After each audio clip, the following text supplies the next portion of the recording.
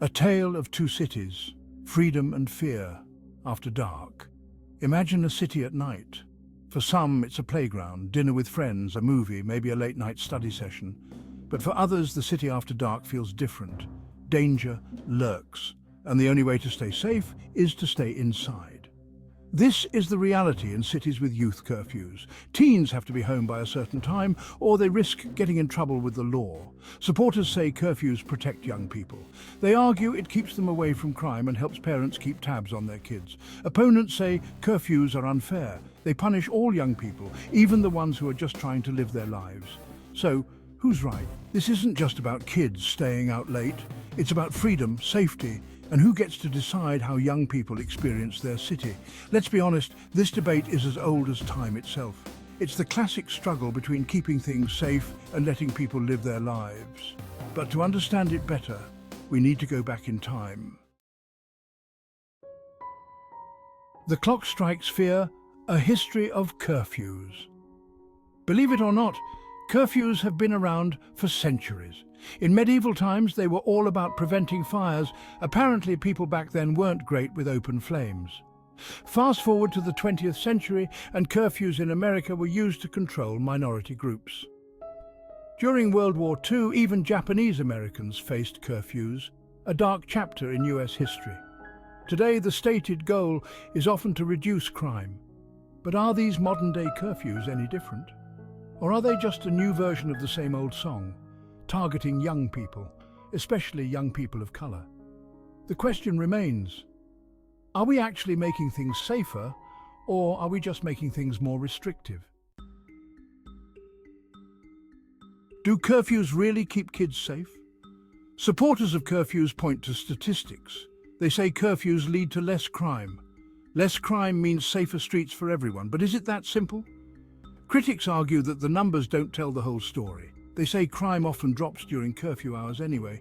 People are less likely to be out and about late at night. And here's the thing, curfews might make it look like crime is down, but did it really solve the problem? Or did it just sweep it under the rug, pushing the issues to a different time or place? We need to look deeper than just the numbers. Section 4, It's Like They Don't Trust Us, Youth Voices on Curfews. Imagine being told you can't go out after a certain time. Not because you did something wrong, but just because of your age. That's the reality for many young people living under curfews. They feel like they're being punished for crimes they didn't commit. It's like they don't trust us, one teenager said. They think we're all up to no good. Another young person added, "It makes me feel like a prisoner in my own city." These voices deserve to be heard. Their experiences matter. After all, they're the ones directly affected by these laws. Section 5. The hidden costs of curfews, impact on youth development. Curfews don't just affect a teenager's Friday night plans, they can have long-term consequences. Think about it. Part of growing up is about learning to be independent, making your own choices, and sometimes, yes, even making mistakes. But curfews take away those opportunities. They limit a young person's ability to get a job, participate in after-school activities, or even just hang out with friends. And let's not forget the impact on families. Parents who work late shifts might not be able to get their kids home by curfew. This can lead to unnecessary stress and even legal trouble. So, while the intention might be good, the unintended consequences can be serious. Section 6. Striking a balance, safety, freedom and trust.